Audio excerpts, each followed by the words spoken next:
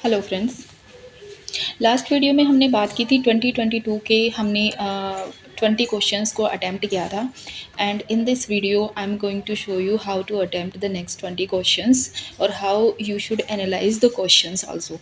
ठीक है, तो अगर हम बात करें 21 क्वेश्चन की, और ये चीज़ हमने लास्ट वीडियो में भी डिसाइड की थी कि हम इंग्लिश में ही शुरू करेंगे इस चीज़ को देखना, क्योंकि इंग्लिश में ज़्यादा ईजी है। ठीक है, थोड़ा बहुत देखते चलेंगे हिंदी में भी। Among the following crops which one is the most important anthropogenic source of both methane and nitrous oxide. सबसे पहले इसने बोला है एंथ्रोपोजेनिक सोर्स, इसका मतलब होता है कि अगर हिंदी में देखो तो मानवोद्भवी स्रोत कौन सा होता है। ठीक है, तो देख लो कि एंथ्रोपोजेनिक की यूपीएससी ने क्या हिंदी दी है। तो कौन सी है आपके पास सबसे ज़्यादा? राइस, शुगर केन, या फिर कॉटन या फिर व्हीट। तो इसका आंसर आपका आता है राइस। तो ये आपको पता होना चाहिए, क्योंकि राइस इंटेंसिफिकेशन, आप देखो ये वाला आ गया सिस्टम ऑफ राइस इंटेंसिफिकेशन।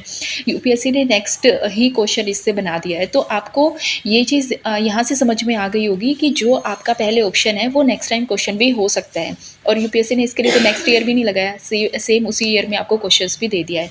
तो एनालाइज करते हुए ये चीज़ों का आपको बिल्कुल ध्यान देना है। इसका मतलब अब यहाँ पे जब आप एनालाइज कर रहे हो इस चीज़ को, तो आपको देखना है कि राइस को कल्टीवेट करने की कौन सी कंडीशंस होती हैं, कहाँ जोग्राफिकल जो मतलब कौन सी इसके लिए सॉइल ज़रूरी होती है, और कितना इसके लिए जो है प्रेसिपिटेशन की ज़रूरत होती है, वाटर रिक्वायरमेंट कितनी होती है। और ना सिर्फ राइस की, आपको सबकी पता होनी चाहिए कॉटन कहाँ पे होता है, शुगर केन, व्हीट के बारे में, इसकी इंडस्ट्रीज़ के बारे में। तो ये आपका नेक्स्ट क्वेश्चन होता है जो आपको प्रिपेयर करना चाहिए। फिर आता है system of rice intensification of cultivation in which alternative waiting and dried of rice field is practice result in. तो ये अगर मैं आपको आपके लिए हिंदी में इसको पढ़ूँ तो कृषि की धान गहनता प्रणाली का, जिसमें धान की खेती की बारी बारी से क्लेदन और शुष्कन किया जाता है। अब क्लेदन का मतलब क्या होता है यार, ये हिंदी मीडियम वाले के बच्चों के लिए बहुत वो है। तो इसका मतलब है आपसे राइस इंटेंसिफिकेशन के बारे में पूछ रहा है। ठीक है, और इसमें क्या किया जाता है कि अल्टरनेटली आप वेटिंग करते हो फिर ड्राई करते हो राइस को। तो ये प्रैक्टिस क्या करती है, तो यहाँ पे देखो ऐसे क्वेश्चंस में आपको एक चीज़ देखने वाली ज़रूरत है, अलग ढूंढना होता है।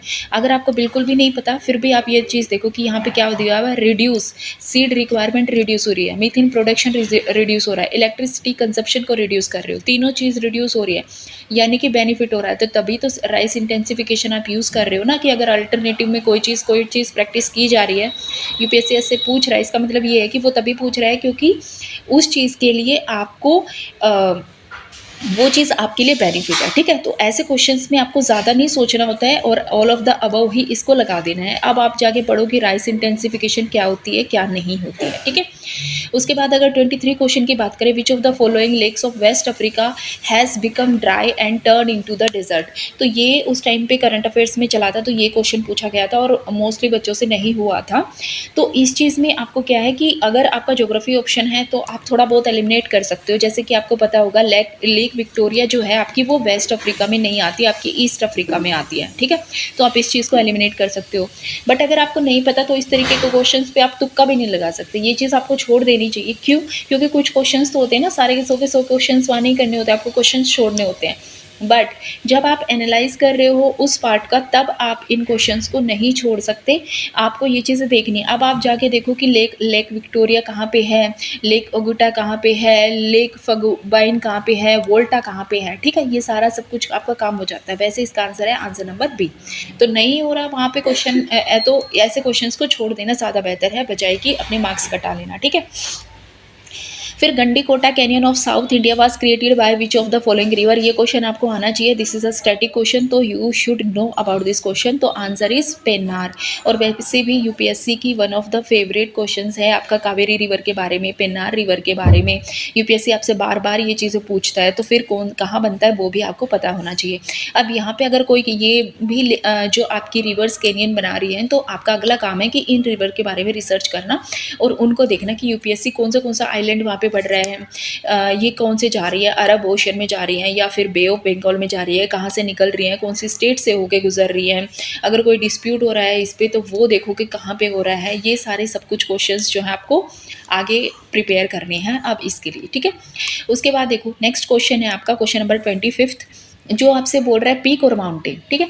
ऐसे में क्या होता है कि अब तो यूपीएससी ने अगर इस क्वेश्चन में देखा जाए तो आपसे ये दिया हुआ है 1 एंड 2, 1 3, 2 एंड 3, बट समटाइम ऐसा भी होता है जिसमें आपको 1 2 और 3 ऑप्शन भी दिए होते हैं, ठीक है। ऐसे भी ऑप्शन होते हैं, वैसे ऑप्शन दिए हैं तो ऐसे एलिमिनेट कर देना है, इसको बिल्कुल नहीं लेके चलना है, क्योंकि तीनों के तीनों अगर यूपीएससी ने दिए हैं तो बहुत rare of the rarest chances है जब तीनों सही होते हैं, ठीक है। अदरवाइज दो नहीं होंगे तो एक तो गलत होगा ही होगा, ठीक है। तो यहाँ से ये चीज़ समझ में आती है। अब देखो यहाँ पे अगर हम बात करें तो वैसे ये जोग्राफिकल लोकेशन आपको पता होना चाहिए, आप अगर जीएस के स्टूडेंट है तब भी, और अगर आपका ऑप्शनल है तब भी पता होना चाहिए, ठीक है। तो नामचा परवा क्या गढ़वाल हिमालय में आता है? बिल्कुल नहीं, लोकेशन है, चेंज हो रही है। आपका कहाँ पे आता है? अरुणाचल प्रदेश साइड आता है, some part is in Arunachal Pradesh, और कुछ आपका जहाँ आ जाता है चाइना वगैरह, बट आपको याद रखना है ये अरुणाचल प्रदेश में है। फर्स्ट गलत है, हो गया। आपको या तो बी जाएगा या आपको सी जाएगा। तो आपको पता है नोकरेक आपका सिक्किम हिमालय में नहीं आता, मेघालय हिमालय में आता है, ठीक है। तो ये तीन ऑप्शन भी गया, तो बचा क्या? दो ऑप्शन। अब अगर आपको नहीं पता है तो आपका नेक्स्ट है काम क्या है कि आप नामचा बरवा, नंदा देवी, नोकरेक, या फिर जितनी भी और आती है, जैसे सिक्के, अगर मेघालय में बात करें तो गारो, खासी, जयंतिया की पहाड़ियाँ, ये सब कुछ भी। तो आपको ये सारी टर्म्स के बारे में, सारी चीज़ों के बारे में पता होना चाहिए। The term Levant often heard in news, और रफली बताना है। देखो इसने आपसे क्या पूछा, यहाँ पे आपको समटाइम्स क्वेश्चन को भी बहुत अच्छे से देखना होता है। ये आपसे पूछ रहा है रफली कॉरस्पॉन्ड, रफ आइडिया होना चाहिए आपको, एग्जैक्ट नहीं पता होना चाहिए। जैसे अगर मैं इसमें हिंदी में आपसे बात करूँ तो ये बोल रहा है आपको रफली, यानी मोटे तौर पे पता होना चाहिए, वो आपसे एग्जैक्ट लोकेशन नहीं पूछ रहा, ठीक है। ये ध्यान देने वाली बात है, ठीक है। अब देखो अगर मैं कहूँ region along the eastern Mediterranean shore, east की तरफ है, ठीक है। Region along North African shore stretching from Egypt to Morocco. अब इसने देखो इस ऑप्शन में क्या गड़बड़ है, इस ऑप्शन में वो आपसे पर्टिकुलर उसने बता दिया इजिप्ट से लेकर मोरक्को तक, लेकिन क्वेश्चन में तो वो आपसे पूछ रहा है रफली बताना है, मोटे तौर पे बताना है, और यहाँ पे उसने एक्जैक्ट बता दिया, फिक्स कर दिया। तो फिक्स कर दिया तो ये स्टेटमेंट तो गलत हो गई। Region along Persian Gulf and Horn of Africa, the entire coastal region of Mediterranean sea, entire ये भी फिक्स कर दिया, एंटायर कोस्टल, तो इसका मतलब होगा ये भी नहीं हो सकता, ठीक है, फिक्स नहीं कर दिया। अब देखो दो चीज़ें हैं कि समटाइम्स आपको ये देखना होता है, अगर आपको वैसे तो ये न्यूज़ में था उस टाइम पे, बहुत पॉपुलर हुआ था, तो ये पता होना चाहिए। लेकिन अगर आपको नहीं पता तो दो चीज़ें आपको, एक चीज़ आपको बिल्कुल पता होनी चाहिए, वो ये है कि यूपीएससी के लिए मेडिटेरियन सी वाला जो एरिया है वो बहुत इंपॉर्टेंस रखता है। यूपीएससी ऑलमोस्ट हर साल किसी न किसी तरीके से आपसे क्वेश्चन पूछता है। जैसे एक बार उसने पूछा था कि मेडिटेरियन सी के सराउंडिंग जो कंट्रीज़ हैं वो कौन सी हैं, ठीक है। एक बार आपसे जो टू स्टेट थ्योरी के बारे में पूछ चुका है। मतलब ये चीज़ है कि आपको पता होना चाहिए कि मेडिटेरियन, अगर आपको दो में चुनना है, अगर आपको Persian gulf, horn of Africa और मेडिटेरियन शोर में से किसी एक को चुनना, आप किसको चुनोगे? मेडिटेरियन शोर को। पहला कंसेप्ट यहाँ ये निकल के आता है। दूसरा कंसेप्ट क्या निकल के आता है, आप देखो दो सेम ऑप्शंस जहाँ भी दिए होंगे, जैसे अगर ऑप्शन नंबर ए और ऑप्शन नंबर डी को देखोगे तो आपको दिख रहा है कि ऑप्शन नंबर ए कह रहा है region along the eastern Mediterranean shore, और डी ऑप्शन कह रहा है the entire coastal area of Mediterranean shore. इसका मतलब है कि इन दोनों की प्रोबेबिलिटी कितनी है? 50%। दैट मीन्स आंसर इसी से होगा। एंटायर की बात कर रहा है तो पूरा का पूरा बता रहा है, तो मे भी ऐसा हो सकता है कि ना हो, क्योंकि उसने रफली पूछा हुआ है। तो आंसर क्या होगा आपका? ए। तो दो कंसेप्ट यहाँ पे निकल के आए हैं। पहला कंसेप्ट ये निकल के आया है कि अगर जैसे रफली जैसी चीज़ें पूछी है, फिक्स दिया ऑप्शन में, डिलीट करो उसको। और दूसरा ये है कि अगर चार ऑप्शन में दो ऑप्शन आपको सेम सेम दे रखे हैं तो आपको उन दोनों ऑप्शंस में से एक ऑप्शन को चुनना है, 50-50 पहुंच जाते हो, ठीक है।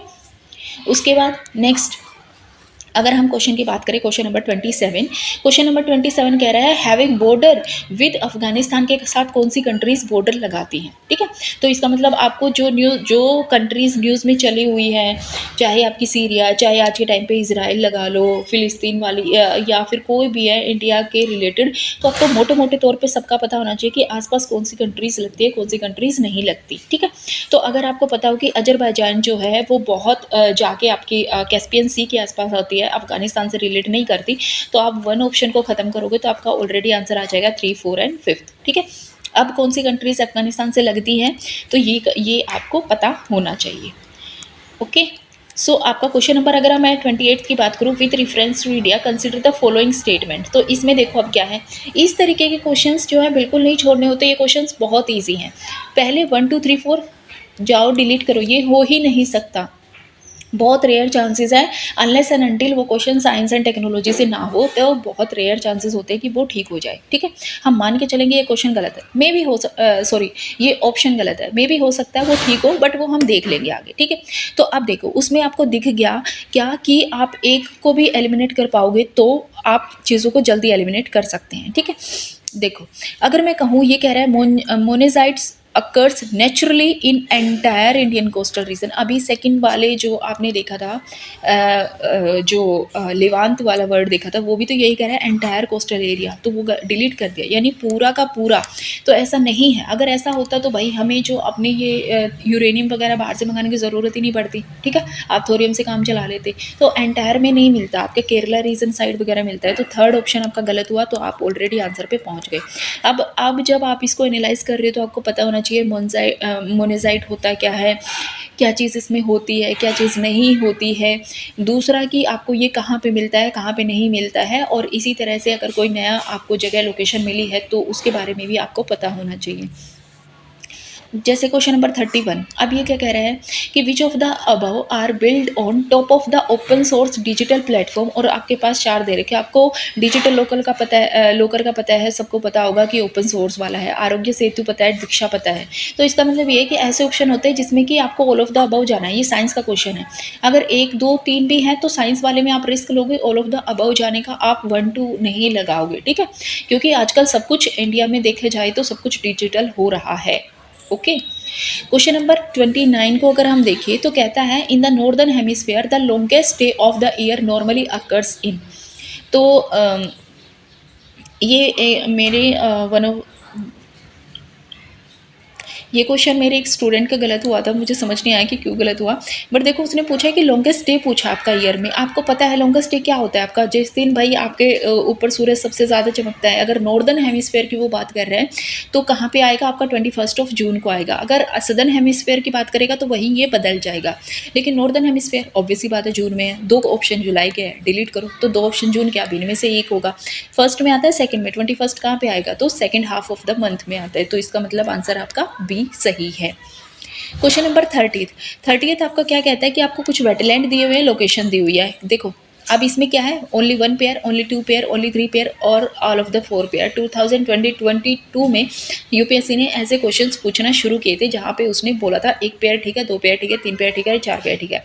और 2023 वाले में उसने भर के ये क्वेश्चन पूछे हैं। ठीक है, तो इसका मतलब ऐसा भी हो सकता है। अब ये कहें कि अगर इसमें हम कोई मतलब टिप्स ट्रिक्स नहीं लगती, तो देखो अगर मान लो इसमें अगर मैं ऐसा बोलूँ कि option 1 is correct, 1 and 2 is correct, 2 and 3 is correct, sorry 1 2 3 4 या 1 2 3 is correct and 1 2 3 4 is correct, तो भी तो सेम ऑप्शन बन गई ना आपके पास। ठीक है, तो ऐसे लिखो क्या फ़र्क पड़ता है। बट इसमें ये चीज़ होती है, आप अगर तुक्का लगा के भी करते हो तो आप ये नहीं डिसाइड कर पाते कि कौन सा आंसर सही है, कौन सा ऑप्शन गलत है। ठीक है, तो अब देखो ऐसे में आपके पास सीधी सी बात है, आपको क्या लेके चलना है कि ऑल ऑफ द 4 तो यूपीएससी कभी भी सही देगा नहीं, नहीं देगा, अनलेस एंड अनटिल वो साइंस एंड टेक का ना हो। और साइंस एंड टेक में यूपीएससी मैच करने वाले क्वेश्चंस या फिर ये क्वेश्चंस कि कौन से लोकेशन से सही है या गलत है, वो क्वेश्चंस नहीं पूछता। ठीक है, दूसरा ओनली 1 पेयर वाले भी आपके गलत नहीं होंगे, क्योंकि वो इतनी जहमत नहीं उठाएगा कि 4 ऑप्शंस आपको दे रहा है, 4 स्टेटमेंट दे रहा है, तो उस स्टेटमेंट में से वो सिंगल ऑप्शन को ठीक करे और बाकी ऑप्शंस को एलिमिनेट करे। ठीक है, तो बचते हैं आपके पास 2 पेयर और 3 पेयर। ठीक है, अब थोड़ा बहुत पता होना चाहिए। सिस्टम कोटा लेक आपको पता होगा कि ये लेक तमिलनाडु में नहीं आती, कहाँ पे आती है, केरला में आती है, तो ये गया, तो ऑल ऑफ द अबव तो होगा ही नहीं। अब बचे 3, रुद्र सागर लेक त्रिपुरा में आती है, ऑब्वियस सी बात है। रेणुका हिमाचल में आती है, आती है। होकेरा वेटलैंड आपका पंजाब में नहीं आता, होकेरा वेटलैंड आपका जम्मू एंड कश्मीर में आता है। लेकिन अगर आपको नहीं पता तो 2 ऑप्शन तो आपके इजीली एलिमिनेट हो जाते हैं, 2 की बात बचती है। अगर आपको नहीं पता तो आप वहाँ जाओगे तो मेनली इसका जो आंसर होता है वो होते हैं 2 ऑप्शंस, तो इसी ऑप्शन को आपको चुनना है अल्टीमेटली, अगर आपको चुनना पड़ता है। ठीक है, लेकिन अब आपको चारों की लोकेशन पता होनी चाहिए, साथ ही साथ इनकी में और भी जो वेटलैंड्स होते हैं इन एरिया में, इन रीजन्स में, उन वेटलैंड्स के बारे में भी आपको आइडिया होना चाहिए। क्वेश्चन नंबर 32 आपका कहता है कि ये वेब 3.0 टेक्नोलॉजी के बारे में बात करता है, यानी वेब 3 के बारे में ये बात करता है। आपसे पूछ रहा है web 3 enables people to control their own data. Obvious सी बात है, अगर कोई टेक्नोलॉजी आप लेके आ रहे हो, लोगों का उस पर कंट्रोल ही नहीं है, तो उसका फ़ायदा क्या हुआ? That means it is a general statement, ठीक है। In the web 3 world there can be blockchain based, सब कुछ ब्लॉकचेन पे चल रहा है आजकल। इसका मतलब नई टेक्नोलॉजी आएगी तो ऑब्वियस सी बात है ब्लॉकचेन टेक्नोलॉजी आएगी। And it operates as user collectively rather than a corporation.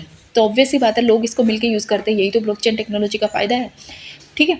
तो इसका मतलब ऑल ऑफ द अबव हो गया, यानी ये क्वेश्चन किसका है? साइंस का है। अगर आपको बिल्कुल नहीं पता, बिल्कुल भी नहीं है, तो साइंस में फिर भी आप ऑल ऑफ द अबव पे चल सकते हो, क्योंकि ये आज भी चल रहा है, ठीक है।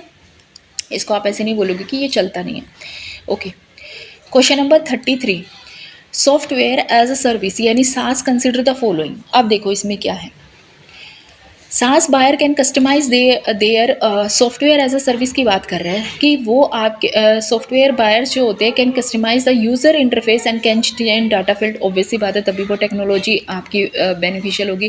Can access their data through their mobile phone. Obviously बात है, आप हमेशा आप लैपटॉप साथ में नहीं लेके जा सकते, आप अदर डिवाइस साथ में नहीं लेके जा सकते।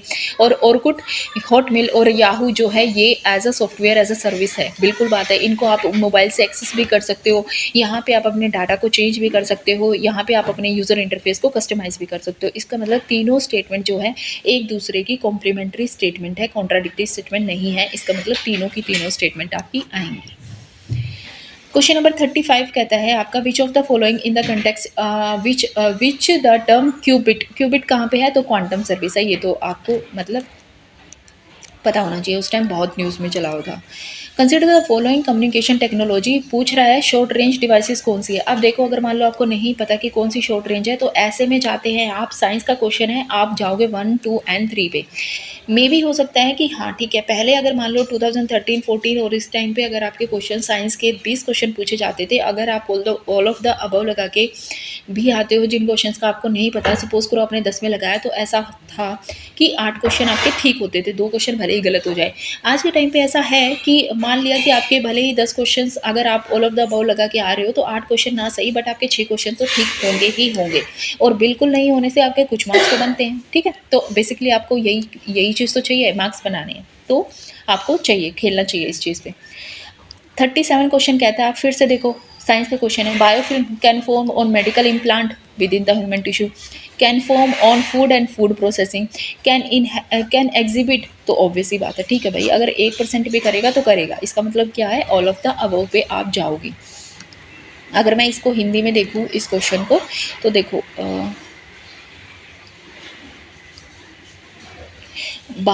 जैव प्रत मानव ऊतकों के भीतर चिकित्सीय अंतरोपों पर बनती है। अब ये क्या होते हैं? जैव खाद्य पदार्थ और खाद्य प्रसंस्करण तो पर बन सकती है, या प्रतिजैविक प्रतिरोध दर्शा सकती है। तो मतलब वो चीज़ है कि अगर 1% भी होता है तो आप जाओगे उस चीज़ पे, क्योंकि उसने बोला कैन, उसने एग्जैक्टली फिक्स नहीं की ये चीज़, उसने कहा कैन हो सकती है, तो मे बी हो सकती है।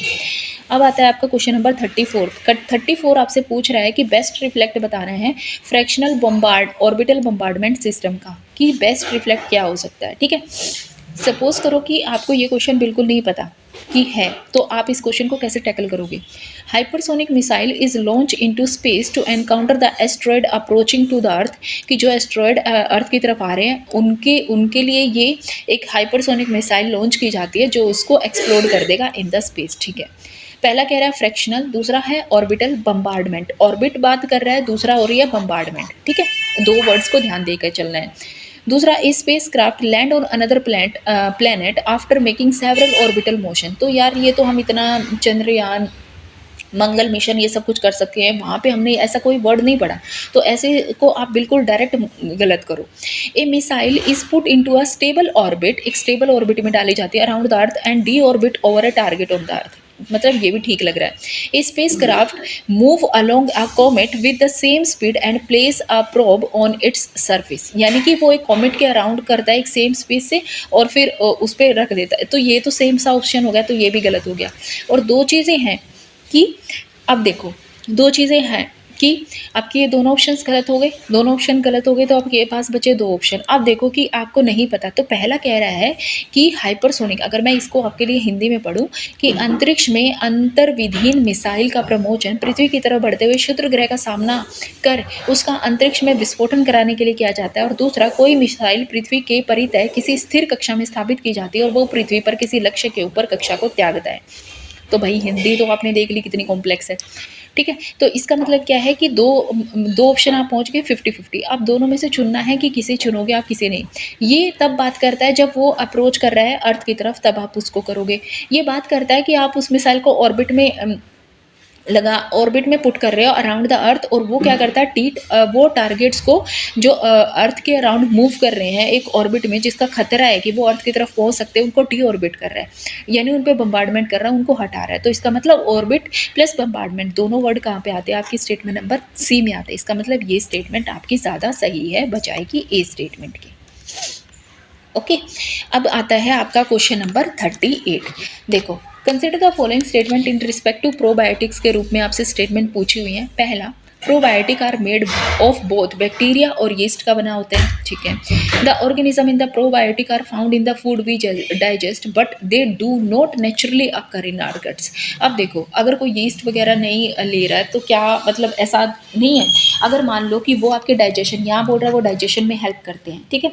और प्रोबायोटिक आपने सबने देखा होगा कि वो जो आता है एक छोटी सी बोतल का ऐड आता है, तो उसमें भी आपको बता रहे हैं कि इनका कितना फ़ायदा होता है। लेकिन ये जो बोल रहा है कि वो यहाँ पे मिलते हैं, फाउंड होते हैं, सॉरी, जो ये बोल रहा है the organism in probiotic are found in food, food में मिलते हैं जो हम डाइजेस्ट करते हैं बट नेचुरली हमारे गट में नहीं होते, ठीक है। तो समटाइम्स ऐसा होता है ना कि जो कोई बंदा ऐसा होता है जो प्रोबायोटिक फूड को इंटेक, प्रोबायोटिक जिसमें हो वो फूड इंटेक ही ना कर रहा हो, तो ऐसा नहीं हो सकता, नेचुरली नहीं होते। और ये हमने फर्स्ट वीडियो से हमें ये चीज़ देखते आ रहे हैं। अगर दो स्टेटमेंट है connected by but by and by as well as, तो इस सारी चीज़ों पे आपको फोकस करना है। तो एक चीज़ अगर मान लो फूड से मिल रही है वो नेचुरली नहीं होगी, तो ये चीज़ तो गलत है। तो आपकी दो स्टेटमेंट चली जाती है, अब स्टेटमेंट बनती है 1 और 3। पहला कह रहा है ये बैक्टीरिया और यीस्ट से बनती है, और ये दूसरा कह रहा है डाइजेशन में हेल्प करती है, तो ऑब्वियस सी बात है ये आपके डाइजेशन में हेल्प करता है। तो दोनों स्टेटमेंट एक दूसरे की कॉम्प्लीमेंट्री स्टेटमेंट है, इसका मतलब 1 और 3 जाएगा आपका, सही होगा, ठीक है। अब आता है क्वेश्चन नंबर, मान लो क्वेश्चन नंबर हम करते हैं 39। ओके, 39 करते हैं, पहले 40 बड़ा हो जाता है ना। 39, in context of vaccine manufacture to prevent कोविड-19। अब देखो, इसको आप ये नहीं बोल सकते कि ये क्वेश्चन हमको नहीं आता होगा, क्योंकि कोविड-19 उस टाइम पे इतना न्यूज़ में रहा था। तो आपको ये चीज़ पता होनी चाहिए कि कौन से जो इंस्टीट्यूट ने जो वैक्सीन बनाई है वो किससे मैन्युफैक्चर है, किससे नहीं है। तो ये क्वेश्चन ऐसा था जिसको आप नहीं छोड़ सकते लक के भरोसे, तो ये पता होना चाहिए आप में। इसमें फर्स्ट स्टेटमेंट गलत है, सेकंड और थर्ड इज़ योर आंसर, ठीक है। अब देखो 40 क्वेश्चन, ये क्वेश्चन जो है जैसे मैंने अपने स्टूडेंट्स को दिया तो एक ने छोड़ दिया, ये क्वेश्चन नहीं किया, बट ये क्वेश्चंस बहुत ईजी हैं, आपको ईजिली इन क्वेश्चंस को करना है, ठीक है। आप पहले जाओ इनके ऑप्शन पे, पहला दे रहा है 1 to 7, 7 ऑप्शन है, ये ऑप्शन नहीं होगा, बिल्कुल गलत होगा। उसके बाद देखो दो चीज़ें हैं, आप अगर मान लो कि एक ऑप्शन भी एलिमिनेट कर पाते हो तो आप ईजिली आप ऑप्शन को एलिमिनेट कर सकते हो, ठीक है। अगर मैं देखो सपोज करो कि चलो सब सारे ही पढ़ लेते हैं एक किस्म से, पहले क्वेश्चन पढ़ते हैं क्या कहता है। If a major solar storm यानी सोलर फ्लेयर्स अगर अर्थ पे पहुंच जाती है, उसके क्या पॉसिबल इफेक्ट हो सकते हैं, क्या what are the possible effect. GPS navigation system fail कर सकता है, ऑब्वियसली बात है फेल कर सकता है, ठीक है। दूसरा, अगर मैं इसमें देखूँ तो देखो क्वेश्चन नंबर आपका कुछ भी नहीं पता, तो आप फिफ्थ में अगर आप जाओगे तो वो कह रहा है forest fire could take place over much, forest fire could take place over much of the planet, मतलब फॉरेस्ट फायर और ज़्यादा तरीके से वो हो सकती है। एक बात बताओ, अगर मैं इसको जैसे मान लो आपके लिए हिंदी में भी पढ़ूँ तो ग्रह के अधिकांश हिस्से पर दावाग्नियाँ घटित हो सकती है। भाई तो हिंदी की तो मतलब क्या कहें, यूपीएससी ने ना बैंड बजा रखी है। तो देखो, क्या फॉरेस्ट फायर आप आपकी अर्थ में ऐसे नहीं होती, सोलर फायर सोलर फ्लेयर्स आएंगे तो क्या वो बहुत ज़्यादा एरिया में पहुंच जाएंगे, तो ये गलत है। तो ये ऑप्शन तो बहुत ही बेतुका सा ऑप्शन है। तो ऑप्शन नंबर फिफ्थ अगर आपने एलिमिनेट कर दिया तो देखो आपका आप ऑलरेडी अपने आप खुद ऑप्शन पे पहुँच जाते हो, ठीक है। तो ऐसे क्वेश्चन बहुत ईजी होते हैं, ऐसे क्वेश्चन में सिर्फ आपको एक क्वेश्चन अटैम्प्ट करना होता है, इससे सॉरी सिर्फ आपको एक गलत स्टेटमेंट ढूंढनी होती है, इससे ज़्यादा आपको ढूंढने की ज़रूरत ही नहीं पड़ती। तो ये तो बहुत अच्छे हैं, बहुत ईजी हैं, ठीक है। तो हमने अब 40 क्वेश्चन तक कर लिए हैं, तो अगली वीडियो में हम नेक्स्ट 20 क्वेश्चंस के बारे में डिस्कस करेंगे कि उनको आप कैसे सॉल्व कर सकते हो, कैसे एनालाइज करते हो। मैं फिर कह रही हूँ, इस टाइम पे analysis part is the must. You have to analyse the question, you have to analyse every option which are given in your question. उससे खुद से क्वेश्चन बना के देखो, what can be the next question जो UPSC आपसे पूछ सकता है अबाउट द टॉपिक, ठीक है। तो वो चीज़ है, ये सारी चीज़ों का आपको एनालिसिस करते हुए ध्यान देना है। खुद से क्वेश्चन बनाओ, खुद से जो यूपीएससी ने हर ऑप्शंस दिए हैं उनको आप देखो कि उसमें थोड़ा बहुत उसके बारे में रिसर्च करो, कुछ पॉइंट्स निकालो कि वो अगला क्वेश्चन हो सकता है, ठीक है। तो ये सारी चीज़ें आपको ध्यान देनी है। तो अगर आपको ये वीडियो पसंद आया है तो हमारे चैनल को लाइक, शेयर और सब्सक्राइब करें। मिलते हैं नेक्स्ट वीडियो में, और अगर आपके कोई सजेशन है तो प्लीज़ हमें कमेंट बॉक्स में भी लिखें। You are most welcome. तो मिलते हैं नेक्स्ट वीडियो में। Till then, thank you, bye bye.